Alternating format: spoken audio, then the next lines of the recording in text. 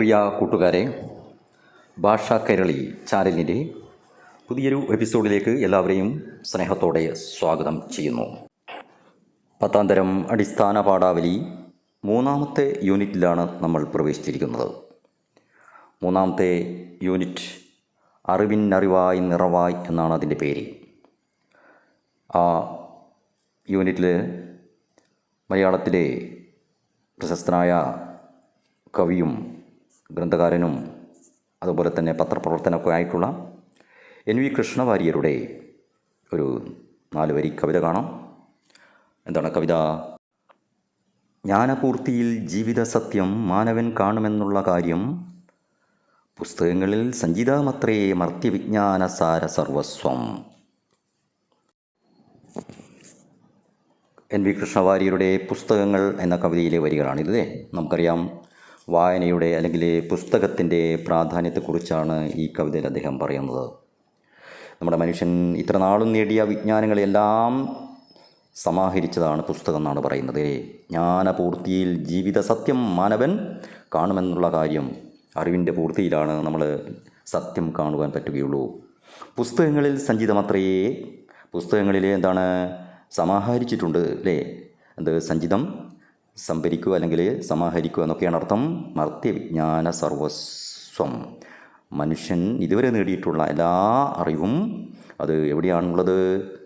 അത് പുസ്തകങ്ങളിലാണെന്നാണ് കവി പറയുന്നത് അല്ലേ? നമുക്കറിയാം, അച്ചടിയുടെ കണ്ടുപിടുത്തത്തോടെ പുസ്തകങ്ങളിൽ അറിവുകൾ ശേഖരിക്കപ്പെട്ടു. എന്നാൽ ഇന്ന് അതേ അറിവുകൾ ഡിജിറ്റലായി മാറുന്ന കാര്യം നമുക്കറിയാം.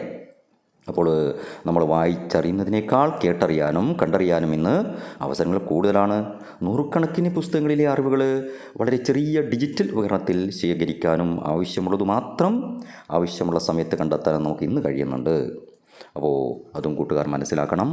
അപ്പോൾ പുസ്തകങ്ങൾ നമ്മൾ വെറും പാഠപുസ്തകങ്ങളിൽ മാത്രം വിരമിച്ചാൽ പോരാ.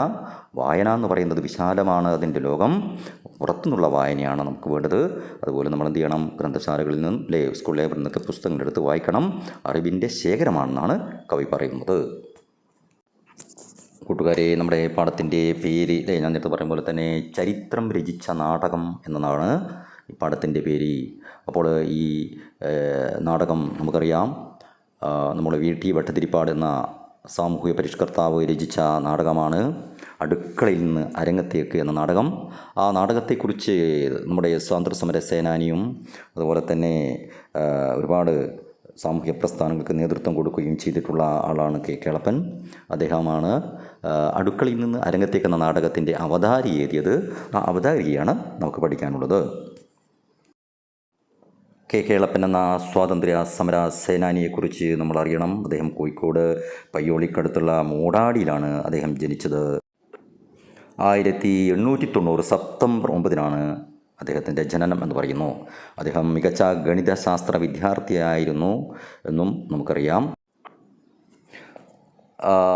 അദ്ദേഹം ഗണിതശാസ്ത്രത്തിൽ മദ്രാസിൽ നിന്നാണ് ബിരുദമെടുത്തത്. അധ്യാപകനായി അദ്ദേഹം ജോലി ചെയ്തു. മന്നത്ത് പത്മനാഭനുമായുള്ള പരിചയത്തിലാണ് K. കേളപ്പൻ തൻ്റെ ജാതിവാൽ ഉപേക്ഷിച്ച് കേളപ്പൻ നായർ എന്ന തൻ്റെ ജാതിവാൽ ഉപേക്ഷിച്ച് K. കേളപ്പൻ ആയത്. 1914 നായർ സർവീസ് സൊസൈറ്റി രൂപം കൊണ്ടപ്പോൾ അദ്ദേഹമായിരുന്നു ആദ്യത്തെ പ്രസിഡന്റ്. അപ്പോൾ അങ്ങനെ അദ്ദേഹം മകനെ അഭിഭാഷകനാക്കണമെന്ന അച്ഛൻ്റെ ആഗ്രഹം നിറവേറ്റാൻ അധ്യാപക ജീവിതം ഒഴിവാക്കി 1920 ബോംബെയിലേക്ക് പോയി.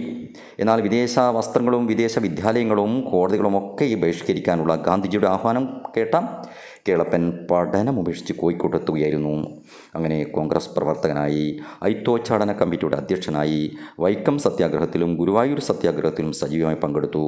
ഗുരുവായൂർ സത്യാഗ്രഹത്തിൻ്റെ നേതൃത്വം അദ്ദേഹത്തിനായിരുന്നു. അങ്ങനെ അദ്ദേഹം 1929 മാതൃഭൂമി പത്രാധിപരായും മാറിയിട്ടുണ്ട്. അങ്ങനെ നമുക്കറിയാം, സർവോദയ പ്രസ്ഥാനം, ഖാദി പ്രസ്ഥാനം, ചർക്ക സംഘം, ഹിന്ദി പ്രചാരണം തുടങ്ങിയവയിൽ അദ്ദേഹം സജീവമായി പങ്കെടുത്തിട്ടുണ്ട്. അതാണ് അദ്ദേഹം രാജ്യം അദ്ദേഹത്തിന് പത്മശ്രീ പ്രഖ്യാപിച്ചെങ്കിലും അദ്ദേഹം അത് നിരാകരിക്കുകയായിരുന്നു. 1971 ഒക്ടോബർ 7 അദ്ദേഹം അന്തരിച്ചതെന്ന് മനസ്സിലാക്കുക. കൂട്ടുകാരെ, ഞാൻ നേരത്തെ പറഞ്ഞു, നമ്മുടെ VT ഭട്ടതിരിപ്പാടാണ് ഈ നാടകം രചിച്ചതെന്ന് പറയുന്നു. അടുക്കളയിൽ നിന്ന് അരങ്ങത്തേക്ക് എന്ന് പറയുന്നത്. അപ്പോൾ VTയെക്കുറിച്ച് അറിയണമെങ്കിൽ കേരളത്തിലെ പ്രശസ്തനായ സാമൂഹ്യ നവോത്ഥാന നായകനായിരുന്നു. അതുപോലെ തന്നെ നാടകകൃത്തായിരുന്നു, ഉപന്യാസകാരനായിരുന്നു.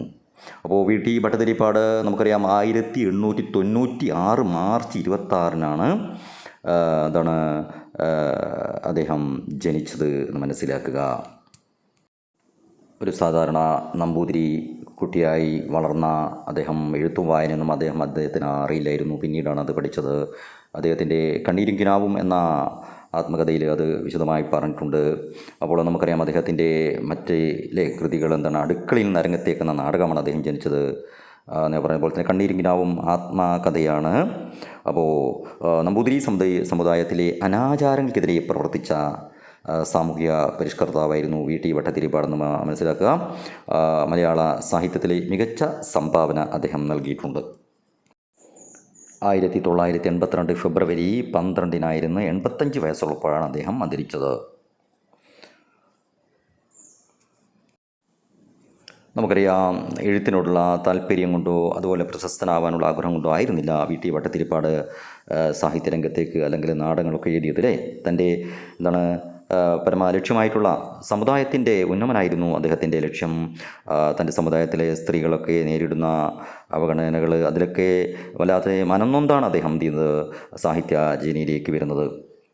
അപ്പോൾ അദ്ദേഹം നമുക്കറിയാം 1929 ഡിസംബർ 24-ന് ഇടക്കുനിയിൽ വെച്ച് യുവജന സംഘം 11ാം വാർഷികാഘോഷത്തിൻ്റെ ഭാഗമായാണ് അടുക്കളയിൽ നിന്ന് അരങ്ങത്തേക്ക് എന്ന നാടകം രചിക്കുന്നത്.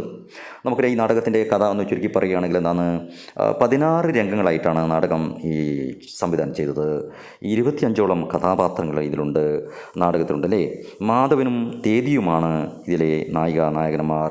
മാധവനും തേദിയും അവർ ഇഷ്ടത്തിലായിരുന്നു, പ്രണയത്തിലായിരുന്നു. ഇതിനിടെ മാധവൻ ഇംഗ്ലീഷ് വിദ്യാഭ്യാസത്തിന് പോവുകയാണ്. ഈ സമയം തേദിയുടെ പിതാവ് വിവാഹം കഴിച്ചു കൊടുക്കാൻ ഒരുങ്ങുകയാണ്. വരനായി കണ്ടെത്തിയത് വൃദ്ധനായിട്ടുള്ള ഒരു കിഴവനെയാണെന്ന് അദ്ദേഹം കർക്കിടാംകുന്നത്ത് അച്ഛൻ നമ്പൂതിരിയാണ്, ഒരു പ്രായമുള്ള വൃദ്ധനെയാണ് തൻ്റെ മകൾക്ക് വരനായിട്ട് അദ്ദേഹം കണ്ടത്. അച്ഛൻ്റെ തീരുമാനമറിഞ്ഞ തേദിയുടെ സഹോദരൻ കുഞ്ചു വിവരം മാധവനെ അറിയിക്കുകയാണ്. മാധവനും കൂട്ടുകാരും അവിടെ തക്ക സമയത്ത് ഇടപെടുകയും കോടതിയിൽ നിന്നുള്ള ഒരു ഇഞ്ചക്ഷൻ ഓർഡർ മുഖേന കർക്കിടാംകുന്നത്തുമായുള്ള വിവാഹം തടയുകയാണ് ചെയ്തത്. അതുപോലെ തന്നെ മുൻ നിശ്ചയിച്ചത് പ്രകാരമുള്ള വിവാഹമുഹൂർത്തത്തിൽ അതേ വേദിയിൽ അതേ സദസ്സിനെ സാക്ഷിയാക്കിയിട്ട് മാധവൻ തേദിയെ വിവാഹം കഴിക്കുകയാണ്.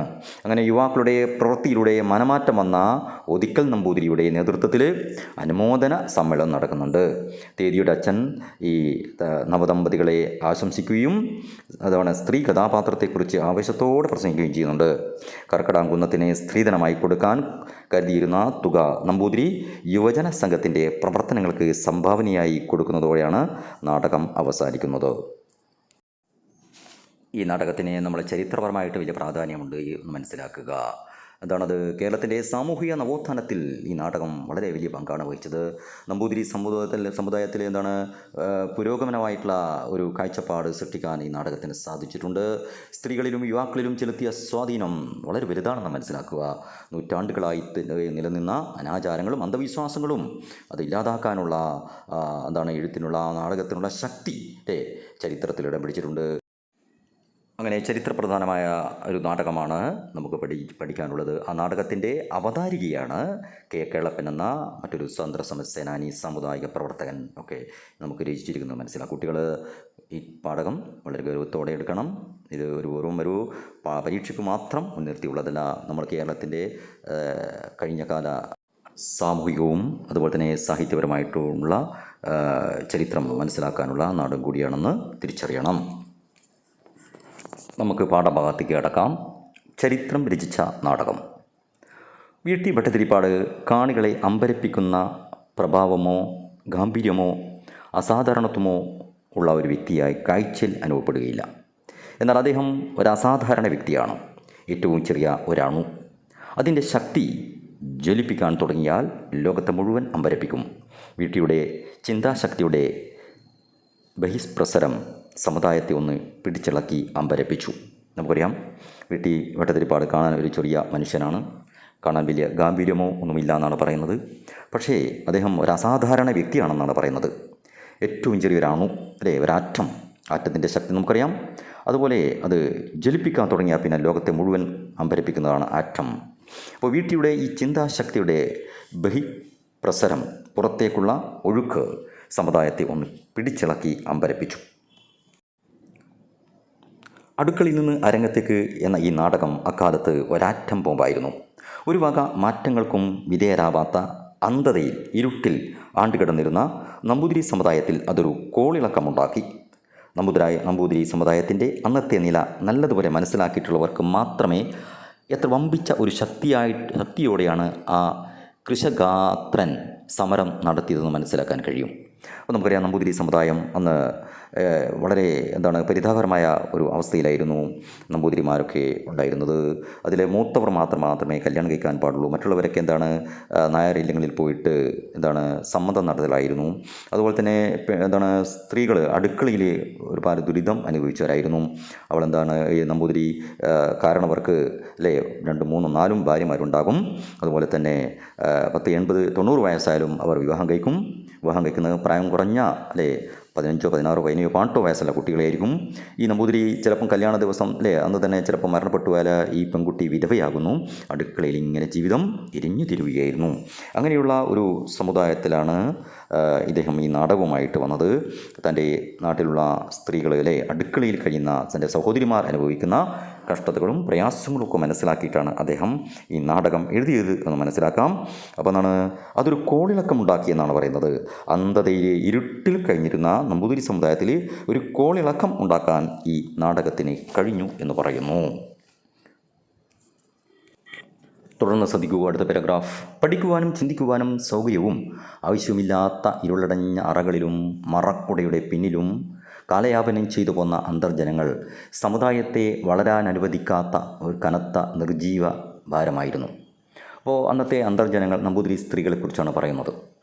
അവർ പഠിക്കുവാനും ചിന്തിക്കുവാനും സൗകര്യവും ആവശ്യമില്ലാതെ, അവർക്ക് പഠിക്കാൻ സൗകര്യമില്ല, ചിന്തിക്കാൻ സൗകര്യമില്ല, ആവശ്യവുമില്ല, അവരുടെ ആവശ്യം അവർക്കില്ലായിരുന്നു. പുറത്തേക്ക് വേണ്ടി പോകുന്നില്ലല്ലോ.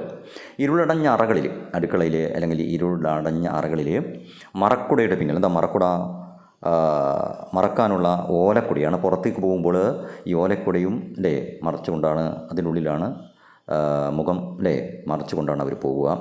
അപ്പോൾ മറക്കുടയുടെ പിന്നിലും കാലയാപനം ഉപജീവനം എന്നർത്ഥം ചെയ്തു പോന്ന അന്തർജനങ്ങൾ സമുദായത്തെ വളരാൻ അനുവദിക്കാത്ത കനത്ത നിർജീവ ജീവനില്ലാത്ത ഒരു വസ്തുവായിട്ടാണ് അവരെ കണ്ടിരുന്നത്. പുരുഷന്മാരാണെങ്കിലോ ചുറ്റുപാടും ദിനം പ്രതി ദിനംതോറും ഉണ്ടായിക്കൊണ്ടിരിക്കുന്ന വമ്പിച്ച പരിവർത്തനങ്ങളെ കണ്ടുപഠിക്കാൻ സന്ദർഭം ലഭിക്കാത്ത വിധം അന്യരിൽ നകന്ന് മതപഠനത്തിന് നിർബന്ധിതരായി നട്ടം തിരികെയായിരുന്നു. നാട്ടിൽ നടക്കുന്ന മാറ്റങ്ങളെക്കുറിച്ചോ അല്ലെങ്കിൽ പുരോഗമനത്തെക്കുറിച്ചോ ഒന്നും അവർക്ക് അറിയില്ലായിരുന്നു, അതിനുള്ള സൗകര്യമില്ലായിരുന്നു. മതപഠനം മാത്രം പഠിക്കാൻ പോയിരുന്നു എന്നുള്ളതാണ്. മതപഠനത്തിന് നിർബന്ധിതരായി നട്ടം തിരികെയായിരുന്നു, വലയുകയായിരുന്നു. ഭൂവുടമകളും ധനികരുമായ സമുദായ അംഗങ്ങൾക്ക് എന്ന പോലെ തന്നെ നിർധനർക്കും പാവപ്പെട്ടവർക്കും ജീവിതക്ലേശങ്ങളാണ് സമുദായത്തിൽ പരിവർത്തനമുണ്ടാക്കുന്ന ഒരു പ്രേരക ശക്തിയെങ്കിൽ ആ കാരണത്താൽ നമ്പൂതിരി സമുദായത്തിൽ ഒരു വിപ്ലവം ഉണ്ടാകുമായിരുന്നില്ല. അപ്പോൾ വെറും നമ്പൂതിരി സമുദായത്തിലുള്ള ധനികരും പാവപ്പെട്ടവരും ഇങ്ങനെ അനുഭവിക്കുന്ന ജീവിത പ്രശ്നങ്ങൾ മാത്രമല്ല പരിവർത്തനത്തിന് കാരണമായത് എന്ന് പറയുകയാണ്. അപ്പോൾ പരിവർത്തനം കാരണം നമ്പൂതിരി സമുദായത്തിലുണ്ടാകുന്ന സ്ത്രീകൾക്കും അതുപോലെ തന്നെയുള്ള അവരൊക്കെ അനുഭവിക്കുന്ന കഷ്ടതകളും പ്രയാസങ്ങളും അന്ധവിശ്വാസങ്ങളും ഒക്കെയാണ് ഒരു വിപ്ലവത്തിന് കാരണമായതെന്നാണ് ഇവിടെ പറയുന്നത്. നമ്പൂതിരിയിലെ തറവാട്ടിലുള്ള മൂത്ത പുത്രന് മാത്രം സജാതീയ വിവാഹം, നമ്പൂതിരി സ്ത്രീ ജാതിയും ചില അതേ ജാതിയിലുള്ള നമ്പൂതിരിയിൽ നിന്ന് നമ്പൂതിരി സ്ത്രീയെ വിവാഹം കഴിക്കുക. ബാക്കി അംഗങ്ങൾക്ക് അവരെന്താ ചെയ്യുക? അപ്പോൾ മൂത്ത ആൾ മാത്രം സ്വന്തം ജാതിയിൽ നിന്ന് നമ്പൂതിരി സ്ത്രീയെ കല്യാണം കഴിക്കും. ബാക്കി അംഗങ്ങൾ എന്താ ചെയ്യടോ? നായർ കുടുംബങ്ങളിൽ പോയിട്ട് സംബന്ധമാണ് നടത്തുക. അപ്പോൾ ഒരു സംബന്ധമാണ് ഒരു അന്നത്തെ അവിടെ വീട്ടിൽ പോയിട്ട് അവിടെ കൂടിയിട്ട് അവിടെ കഴിയുന്നതാണ് സംബന്ധം എന്ന് പറയുന്നത് ഇപ്പോൾ കല്യാണ രീതിയിലൊന്നും ഉണ്ടാവില്ല. സ്ത്രീകൾക്കാണെങ്കിലോ മനുഷ്യ സമുദായത്തിൽ നിന്ന് എന്ന് തന്നെ പറയട്ടെ ബഹിഷ്കൃതരായി അവർ പുറന്തള്ളപ്പെട്ട് സാപത്ന്യം കൊണ്ടുള്ള ക്ലേശങ്ങളെ, സാപത്ന്യം? ഭർത്താവിന് ഒന്നിൽ കൂടുതൽ ഭാര്യമാരുണ്ടാവും. ഭർത്താവിൻ്റെ മറ്റ് ഭാര്യമാരാണ് സാപത്ന്യം. അപ്പോൾ ഭർത്താവിൻ്റെ മറ്റൊരു ഭാര്യ കൊണ്ടുള്ള ക്ലേശങ്ങളും അവർ വീട്ടിൽ തന്നെ ഭർത്താവ് വേറെ കല്യാണം കഴിച്ചാൽ ആ കല്യാണം കഴിച്ചു കൊണ്ടുവന്ന അവരുണ്ടാക്കുന്ന പ്രശ്നങ്ങൾ, അങ്ങനെയുള്ള ബുദ്ധിമുട്ടുകളും അമ്പലങ്ങളിലും വീട്ടിനകത്തുള്ള മതാനുഷ്ഠാനങ്ങളിലും വിസ്മരിച്ചുകൊണ്ടുള്ളൊരു ജീവിതം. അപ്പോൾ എന്താണ്, അത്തരം ഒരു സമുദായത്തെ സ്വന്തം അധപ്പതനത്തിനുള്ള കാരണങ്ങളിലേക്ക് ഹഠാതാകർഷിച്ച് ശക്തമായി ആകർഷിക്കുക.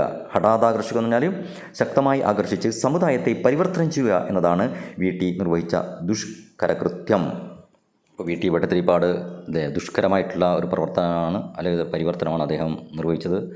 അത്തരത്തിലുള്ള ഒരു പരിവർത്തനത്തിന് അദ്ദേഹം ഒരുപാട് പ്രയാസങ്ങൾ അനുഭവിച്ചു എന്നാണ് ഈ പാരഗ്രാഫിൽ നിന്ന് മനസ്സിലാക്കാൻ സാധിക്കുന്നത്. അപ്പോൾ തൽഫലമായി യുവാക്കൾ ആ വേദാധ്യയനത്തെ, വേദം പഠിക്കുന്നതിനെ എതിർത്തു.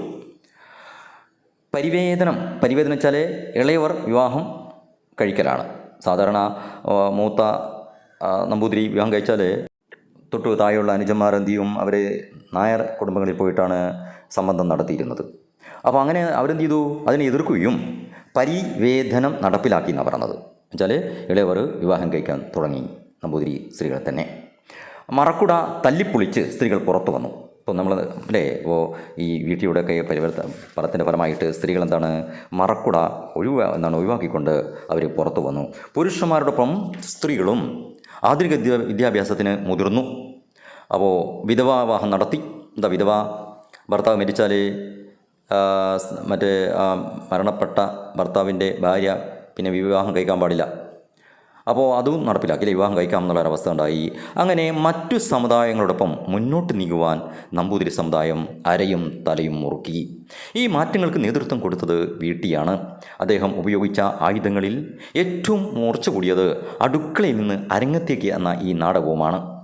നമ്പൂതിരി സമുദായത്തെ ബാധിച്ച വ്യാധിക്ക് രോഗത്തിന്, വ്യാധി രോഗമാണ്, ഒരു വിദഗ്ധനായ വൈദ്യനെ പോലെയാണ്, ഒരു ഡോക്ടറെ പോലെയാണ് വീട്ടി ചികിത്സ നടത്തിയത്. ദീർഘനിദ്രയിൽ നിന്ന്, ദീർഘമായ വലിയ ഉറക്കിൽ നിന്ന് സമുദായത്തെ ഉണർത്തുവാൻ ഒരു വിദ്യുൽ പ്രസരണം തന്നെ, ഒരു വൈദ്യുതി വൈദ്യുതി പ്രസരിപ്പിച്ചതുപോലെ തന്നെ വേണമെന്ന് അദ്ദേഹത്തിന് ഉറച്ചു. അപ്പോൾ ഈ നാടകം നമ്പൂതിരി സമുദായത്തിൽ തന്നെ സ്ത്രീകൾക്കിടയിലേക്ക് വലിയ ഒരു മാറ്റം കൊണ്ടുവരാൻ ഈ നാടകം കൊണ്ട് സാധിച്ചു. ഈ നാടകം അത്തരത്തിലുള്ള, ഞാൻ നേരത്തെ പറഞ്ഞ തന്നെ പ്രമേയം നമ്മൾ മനസ്സിലാക്കിയിട്ടുണ്ട്. ആ ഒരു ചലനമാണ് നമ്പൂതിരി സമുദായത്തിൻ്റെ മാറ്റത്തിന് തുടക്കം കുറിച്ചത് നമുക്ക് വേണമെങ്കിൽ പറയാം. നാടകവേദിയിൽ വെച്ചുള്ള ആ ഒത്തുചൊല്ലൽ സമുദായത്തെ അരിശം കൊള്ളിച്ചു. അപ്പോൾ നാടകത്തിൽ തന്നെ ഉള്ള രംഗമാണ് ഓത്തുചൊല്ലൽ. അപ്പോൾ നാടകവേദിയിൽ വെച്ച് ഓത്തുചൊല്ലുക സമുദായത്തെ അരിശം കൊള്ളിച്ചു. കാരണം പ്രബലന്മാരായ ജന്മികൾ സർവശക്തിയും ഉപയോഗിച്ച് അഭിനയിക്കുന്നത് തടയാൻ ശ്രമിച്ചു. കാരണം ശൂദ്രൻ താണജാതി എന്ന് പറയപ്പെടുന്ന ശൂദ്രർ കേട്ടുപോയാൽ ചെവിയിൽ ഈയം ഒഴിക്കേണ്ട ആ മന്ത്രോച്ചാരണമാണ് പബ്ലിക് സ്റ്റേജിൽ വെച്ച് നടത്തുന്നത്. നമ്മൾ പറയാറുണ്ട് ചാതുർവർണ്ണ്യം, ബ്രാഹ്മണൻ, ക്ഷത്രിയൻ, വൈശ്യൻ, ശൂദ്രൻ, താണജാതി എന്ന് പറയുന്ന ഈ ശൂദ്രർ സംസ്കൃതം ഉപയോഗിക്കാൻ പാടില്ലായിരുന്നു. അങ്ങനെ ഏതെങ്കിലും ശൂദ്രൻ സംസ്കൃതം കേട്ടുപോയാൽ, പഠിച്ചാൽ അവൻ്റെ ചെവിയിൽ ഈയം ഒഴിക്കുന്ന ഒരു സമ്പ്രദായം അന്നുണ്ടായിരുന്നത്. അങ്ങനെയുള്ള മന്ത്രോച്ചാരണമാണ് ഒരു പബ്ലിക്കായിട്ട് നാടകത്തിൻ്റെ സ്റ്റേജിൽ വെച്ച് നടത്തുന്നത്. അത് ആരെ അരിശം കൊള്ളിച്ചു? അന്നത്തെ ഈ ജന്മിമാരായിട്ടുള്ള നമ്പൂതിരിമാരെ അരിശം കൊള്ളിച്ചു എന്നാണ് പറയുന്നത്. മറക്കുടയില്ലാതെ പുറത്തിറങ്ങിയ അന്തർജനങ്ങളെ, നേരത്തെ നമ്മൾ പറഞ്ഞു മറക്കാനുള്ള കുടയില്ലാതെ പുറത്തിറങ്ങിയ നമ്പൂതിരി സ്ത്രീകളെ, അന്തർജനങ്ങളെ കണ്ടുപോയാലുള്ള തീരാപാപം അകപ്പെടാതെ കഴിയാൻ നമ്പൂതിരിമാർ ഭസ്മം പൂശി അകത്തടച്ചിരുന്നു. നമ്പൂതിരിമാർ വീടിൻ്റെ ഉള്ളിൽ തന്നെ ഭസ്മം പൂശിയിട്ട് ഇരുന്നു. എന്താണ്, പുറത്ത് ഇറങ്ങിയാൽ നമ്പൂതിരി സ്ത്രീകൾ കണ്ടാൽ അതൊരു പാപമാണെന്ന് വിചാരിച്ചിട്ടാണ്. അപ്പോൾ എന്നിട്ട് അവരെന്താ ചെയ്ത് രാമനാമം ജപിക്കുകയുണ്ടായി. തളിപ്പറമ്പിൽ യോഗക്ഷേമ സഭയുടെ വാർഷിക യോഗം ചേർന്നപ്പോൾ എന്നുകൂടി നമ്പൂതിരിമാർക്ക് ഇന്ന് വിശ്വസിക്കാനാകുമ്പോൾ നമുക്കറിയാം, ഈ യോഗക്ഷേമ സഭയുടെ വാർഷികവും ചേർന്നപ്പോഴാണ് അവർ ഈ കാര്യം അറിയുകയും അങ്ങനെയാണ് ആ സമയത്താണ് അവരെന്ത് ചെയ്ത് വീട്ടിനുള്ളിൽ തന്നെ ഇരിക്കുകയും ചെയ്തു എന്നാണ് പറയുന്നത്. യോഗക്ഷേമം, നമ്പൂതിരിമാരുടെ ക്ഷേമത്തിന് വേണ്ടിയിട്ടുള്ള യോഗം ചേർന്നപ്പോൾ പോലും ഇത്തരം തീരാപാപത്തിൽ അകപ്പെടാതിരിക്കാൻ അവരെന്ത് ചെയ്യുന്നു പറയുന്നത്, ഭസ്മം പൂശിയിട്ട് അകത്തടച്ചിരുന്നു എന്നാണ് പറയുന്നത്. അപ്പോൾ ഇത് നമുക്ക് ഇന്ന് വിശ്വസിക്കാനേ പറ്റില്ലേ, അത്രയ്ക്കും ഒരു അന്ധമായ ഒരു ചിന്താഗതിയാണത്. കോഴിക്കോട് ഇല്ലത്ത് വെച്ച് കൂടിയ മറ്റൊരു യോഗത്തിൽ അവിടുത്തെ അന്തർജനം, അവിടുത്തെ നമ്പൂതിരി ആധ്യക്ഷം വഹിച്ചതുകൊണ്ട് ആ നാട്ടുകാരായ ഇല്ലത്തെ പരിചാരകർ അരിശം മൂത്തു. നമ്പൂതിരിമാർ ഊണ് കഴിച്ച എച്ചിലില എടുക്കാൻ കൂട്ടാക്കിയില്ല. എന്താ കാരണം? അവിടെ വെച്ച് നടന്ന യോഗത്തിൽ അധ്യക്ഷം വഹിച്ചത് ഒരു നമ്പൂതിരി സ്ത്രീയായിരുന്നു. അത് ഇവർക്കത്ര പിടിച്ചില്ല. അതുപോലെ തന്നെ ഭക്ഷണം കഴിച്ച് ഇല പോലും എടുക്കാൻ കൂട്ടാക്കിയില്ല. ആ കൃത്യം, ആ പ്രവൃത്തി നമ്പൂതിരി യുവാക്കൾ തന്നെ നിർവഹിക്കേണ്ടി വന്നു എന്ന് കേട്ടാൽ അന്നത്തെ അന്ധവിശ്വാസങ്ങളുടെ വ്യാപ്തിയും പ്രാബല്യവും എത്രമാത്രം ഉണ്ടായിരുന്നു എന്ന് ഊഹിച്ചുകൂടെ? പുറമേയുള്ളവർക്ക് അജ്ഞാതമായ, അറിയാത്ത ആ സമുദായ ജീവിതം ഏതാനും ചെറിയ രംഗങ്ങൾ കൊണ്ട് വെളിവാക്കിയ കലാനൈപുണ്യെ, അല്ലേ, ആ കലയുടെ കഴിവിനെ എത്ര തന്നെ അഭിനന്ദിച്ചാലും അധികമാവില്ല. ഇതൊക്കെ നാടകത്തിലുള്ള കാര്യങ്ങളാണ് പറയുന്നത് കേട്ടോ. അപ്പോൾ നാടകത്തിൽ ഇങ്ങനെയുള്ള ചില രംഗങ്ങളുണ്ട്, അത് എത്ര തന്നെ അഭിനന്ദിച്ചാലും മതിയാവില്ല എന്നാണ് കേളപ്പൻ പറയുകയാണ്. അടുത്ത പാരഗ്രാഫ് നോക്കൂ. ഈ നാടകത്തിലെ സമുദായ ചിത്രീകരണം അതിശയോക്തി കലർന്നതല്ലേ? അല്ലേ? നമുക്ക് വിശ്വസിക്കാൻ പറ്റാത്ത കുറച്ച് അധികമായി പറഞ്ഞു പോയിട്ടുണ്ടോ എന്നാണ് ഒരു സംശയം പലർക്കും ഉണ്ടായിരുന്നു. ഇത്രത്തോളം നമ്മുടെ സമുദായത്തിൽ കാര്യങ്ങളുണ്ടോ, അന്ധവിശ്വാസമുണ്ടോ, അല്ലെങ്കിൽ ദുരാചാരമുണ്ടോ എന്നൊക്കെ നമുക്ക് തോന്നിയേക്കാം. അതാണോ മുഴുവൻ പരമാർത്ഥം എന്ന ചോദ്യത്തിന് അവകാശമുണ്ട്. മുഴുവൻ പരമാർത്ഥം അതല്ല. നമ്പൂതിരി സമുദായം അമൂല്യങ്ങളായ പലതും രാജ്യത്തിന് പ്രദാനം ചെയ്തിട്ടുണ്ട്. അപ്പോൾ നമ്പൂതിരി സമുദായത്തെ നമുക്ക് അങ്ങനെ അടച്ച് ആക്ഷേപിക്കാൻ പറ്റില്ല, അല്ലേ? അപ്പോൾ നമ്പൂതിരി സമുദായത്തിൽ എല്ലാവരും ഇത്തരത്തിലുള്ള ആൾക്കാരാണെന്ന് പറയാൻ പറ്റില്ല. ഒരു വിഭാഗം അത്തരത്തിലുള്ള പ്രവർത്തനങ്ങൾ നടത്തിയിട്ടുണ്ട് എന്നുള്ളതാണ്. അപ്പോൾ എന്താ പറയുന്നത്, ഒന്നാന്തര കവികളുണ്ടായിട്ടുണ്ട്, അല്ലേ? നമ്പൂതിരി നമുക്കറിയാം, ചെറുശ്ശേരി നമ്പൂതിരിയും അതുപോലെ തന്നെ പല കവികളുണ്ട്, സമുദ്രമുണ്ട്, സുപ്രസിദ്ധ വൈദ്യന്മാരുണ്ട്, നമ്പൂതിരിമാരായിരുന്നു, മഹാപണ്ഡിതന്മാരുണ്ട്, ശാസ്ത്രജ്ഞന്മാരുണ്ട്, അവരുടെ ഇടയിലുണ്ടായിരുന്നു എന്നാണ് പറയുന്നത്. എന്നാൽ നമ്പൂതിരി സമുദായത്തിൻ്റെ ധനസ്ഥിതിയും സമുദായത്തിൽ അവർക്കുണ്ടായിരുന്ന അഗ്രിമസ്ഥാനവും ഉയർന്ന സ്ഥാനവും നോക്കുമ്പോൾ എത്രയും വിരളമായിരുന്നു സമുദായത്തിൻ്റെ നേട്ടമെന്ന് സമ്മതിച്ചു തീരൂ. എന്നാൽ മൊത്തത്തിൽ നോക്കുമ്പോൾ ഇങ്ങനെ മികച്ച പ്രശസ്തരായ ആൾക്കാർ നമ്പൂതിരി സമുദായത്തിൽ ഉണ്ടെങ്കിൽ പോലും ഇത്തരം അന്ധവിശ്വാസങ്ങളിലെ മുറുകി പിടിച്ച ആൾക്കാരായിരുന്നു അധികമുണ്ടായിരുന്നത് എന്നാണ് പറയുന്നത്. സമുദായത്തെ ഉദ്ധരിക്കുക അല്ലെങ്കിൽ ഉയർച്ചയിലേക്ക് നയിക്കുക തൻ്റെ ജീവിത ലക്ഷ്യമായി കരുതിയ വീട്ടി സമുദായത്തിൻ്റെ കേടുപാടുകളെ പൊക്കിക്കാണിച്ചിട്ടുണ്ടെങ്കിൽ അതിൽ ആശ്ചര്യപ്പെടാനില്ലല്ലോ. അപ്പോൾ ഇദ്ദേഹം എന്താ ചെയ്തത്? തൻ്റെ സമുദായത്തിലുള്ള തെറ്റായ പ്രവണതകളെയാണ് അദ്ദേഹം എടുത്തു കാണിച്ചത്. ആ കേടുപാടുകളെ മാറ്റാൻ വേണ്ടിയാണ് അദ്ദേഹം പ്രവർത്തിച്ചത്. അതിൽ യാതൊരു ആശ്ചര്യവും ഇല്ല എന്നാണ് പറയുന്നത്. ആ സമുദായ നിലയെല്ലാം മാറിക്കഴിഞ്ഞു എന്നാണ് പറയുന്നത്, അല്ലേ? ഇന്ന് അദ്ദേഹം അവതാരിക്കുന്ന സമയത്ത് അദ്ദേഹം പറയുകയാണ്, ആ സമുദായ നിലയൊക്കെ മാറിക്കഴിഞ്ഞു, നമ്പൂതിരി സമുദായം വളരെയധികം മുന്നോട്ട് പോയി എന്നാണെങ്കിൽ ചരിത്രപരമായി ഈ പുസ്തകത്തിന് ഒരു പ്രാധാന്യമുണ്ട്. സമുദായത്തിലെ എത്രയും പ്രധാനമായ ഒരു പരിവർത്തന ദശയെ, ഒരു കാലത്തെ അത് കുറിക്കുന്നു എന്നോർക്കണം. പാറ പോലെ ഉറച്ചുകിടന്ന ഇഴിപിടിച്ച ആചാരങ്ങളാകുന്ന വൻവ്യക്തികൾ കൊണ്ട് രക്ഷിച്ചു പോന്ന യാഥാസ്ഥിതികത്വത്തെ, അല്ലേ? യാഥാസ്ഥികം, അന്ധവിശ്വാസങ്ങളൊക്കെ മുറുകെ പിടിക്കുന്ന ആൾക്കാരാണ് യാഥാസ്ഥിതികർ. പുറമേ നിന്ന് ആക്രമിച്ച് മാറ്റുക സാധ്യമായിരുന്നില്ല. പുറമേ നിന്ന് ആർക്കും അതിനെ എതിർക്കാൻ പറ്റില്ല, അല്ലേ? നമ്പൂതിരി സമുദായത്തിൽ നിന്നും കൊണ്ട് തന്നെയാണ് വീട്ടി അത് സാധിച്ചത്. മറ്റുള്ളവർക്ക് അന്ധവിശ്വാസങ്ങളെയൊന്നും, അല്ലെ നമ്പൂതിരി സമുദായത്തിലുള്ള ഇത്തരം ദുരാചാരങ്ങളെ ഇല്ലാതാക്കാൻ സാധിക്കില്ല. നമുക്കറിയാം, അതിനുള്ളിൽ കിടന്നുകൊണ്ട് തന്നെയാണ് ഇദ്ദേഹം അത് ശ്രമിച്ചത്. നമുക്കറിയാം, EMS നമ്പൂതിരിപ്പാടും ഒരു നമ്പൂതിരിയായിരുന്നു. അദ്ദേഹവും ഇത്തരത്തിലുള്ള പ്രവർത്തനം നടത്തിയിട്ടുണ്ട്. അതുപോലെ തന്നെ MRB എന്ന് പറയുന്ന മറ്റൊരു എഴുത്തുകാരനുണ്ട്. അപ്പോൾ അതിനുള്ളിൽ നിന്നുള്ള ഒരു പൊട്ടിത്തെറിയാണ് ആ കോട്ടയെ ഭേദിച്ചത്. ആ കോട്ടയെ അന്ധവിശ്വാസം തരിപ്പണമാക്കാൻ കഴിഞ്ഞത് അതിൻ്റെ ഉള്ളിൽ നിന്ന് തന്നെയുള്ള പരിവർത്തനം, അല്ലെങ്കിൽ വിപ്ലവ പ്രവർത്തനം കൊണ്ടാണ്. അതിന് നേതൃത്വം വഹിച്ചത് വീട്ടിയാണ്. അതിനുപയോഗിച്ച ബോംബാണ് അടുക്കളയിൽ നിന്ന് അരങ്ങത്തേക്ക്. ആ പരമാർത്ഥം വളരെ പേർ ധരിച്ചിരിക്കില്ല. അപ്പോൾ ഒരു ബോംബ് തന്നെ, ഒരു ആറ്റം ബോംബാണ് അടുക്കളയിൽ നിന്ന് അരങ്ങത്തേക്ക്. നമ്പൂതിരി സമുദായത്തിൽ ഉള്ളിൽ നിന്ന് പൊട്ടിച്ച ഒരു ആറ്റം ബോംബാണ് അടുക്കളയിൽ നിന്ന് അരങ്ങത്തേക്ക് എന്ന് പറയാൻ ഇതാണ് കാരണം. അപ്പോൾ കൂട്ടുകാരെ, എന്തൊക്കെയാണ് നമ്മൾ ഇതിൽ നിന്ന് പഠിച്ചത്? ഈ നാടകം കേരളീയ സാമൂഹിക പരിഷ്കരണ ചരിത്രത്തിലെ, പ്രത്യേകിച്ച് നമ്പൂതിരി സമുദായത്തിലെ സ്ത്രീകളുടെ മുന്നേറ്റത്തിലെ ഒരു നാഴികക്കല്ലാണെന്ന് മനസ്സിലാക്കി. മാത്രമല്ല, ചരിത്രം രചിച്ച നാടകം എന്ന ഈ ലേഖനത്തിലെ ലേഖകൻ, അതായത് കേളപ്പൻ നിരീക്ഷിക്കുന്നത് പോലെ ഈ നാടകം അതുവരെ അടച്ചുപൂട്ടിയ ഒരു സമൂഹത്തിൻ്റെ അകത്തളങ്ങളിലുള്ള ദുരിതങ്ങളും അനീതികളും പൊതുസമൂഹത്തിന് മുന്നിൽ തുറന്നു കാട്ടി എന്നുള്ളതാണ്. നമ്പൂതിരി സമുദായത്തിലെ സ്ത്രീകൾ അനുഭവിച്ചിരുന്ന അടിച്ചമർത്തലുകൾ, അതുപോലെ വിദ്യാഭ്യാസമില്ലായ്മ, അതുപോലെ തന്നെ ശൈശവിവാഹം, വൃദ്ധവിവാഹം തുടങ്ങിയ അനാചാരങ്ങൾ എന്നിവ നാടകം ശക്തമായി അവതരിപ്പിക്കുന്നുണ്ട്. കേളപ്പൻ വിശേഷിപ്പിക്കുന്നത് പോലെ അത് സമൂഹത്തിലൊരു ബോംബ് പോലെ പതിക്കുകയും ഒരു വിദ്യുൽ പ്രസരം പോലെ ചിന്തകളെ ഉത്തേജിപ്പിക്കുകയും ചെയ്തു എന്നതാണ്. നാടകം കണ്ട പലരും, പ്രത്യേകിച്ച് യുവജനങ്ങൾ, സമുദായത്തിലെ അനാചാരങ്ങൾക്കെതിരെ പ്രവർത്തിക്കാൻ പ്രേരിതരായി മുന്നോട്ട് വന്നു. ഇത് കേവലം ഒരു നാടകമായിരുന്നില്ല, മറിച്ച് സാമൂഹിക മാറ്റത്തിനായുള്ള ഒരു സമരാഹ്വാനം കൂടിയായിരുന്നു എന്ന് നമുക്ക് മനസ്സിലാക്കാൻ സാധിക്കും. അതുപോലെ നാം മനസ്സിലാക്കേണ്ട മറ്റൊരു കാര്യം, കലയ്ക്കും സാഹിത്യത്തിനും സമൂഹത്തിലെ തിന്മകൾക്കെതിരെ അതിശക്തമായ രീതിയിൽ ബോധവൽക്കരണം നടത്താൻ സാധിക്കും എന്ന കാര്യം കൂടി നമ്മൾ തിരിച്ചറിയണം. കല, അതുപോലെ തന്നെ സാഹിത്യം, അത് സൗന്ദര്യാസ്വാദനം മാത്രമല്ല, അത് എന്താണ്, സമൂഹത്തിലെ നേറുന്ന പ്രശ്നങ്ങൾക്ക് അല്ലെങ്കിൽ സാമൂഹിക പ്രശ്നങ്ങൾക്ക് ഒരു പ്രചാരണ ആയുധം കൂടിയാണ് എന്ന് നമുക്ക് മനസ്സിലാക്കേണ്ടതുണ്ട്. കൂട്ടുകാരെ, ഈ പാഠ വിശകലനം ഇവിടെ അവസാനിക്കുകയാണ്. മറ്റൊരു പാഠവുമായി മറ്റൊരു എപ്പിസോഡിൽ കാണുവരെ നന്ദി, നമസ്കാരം.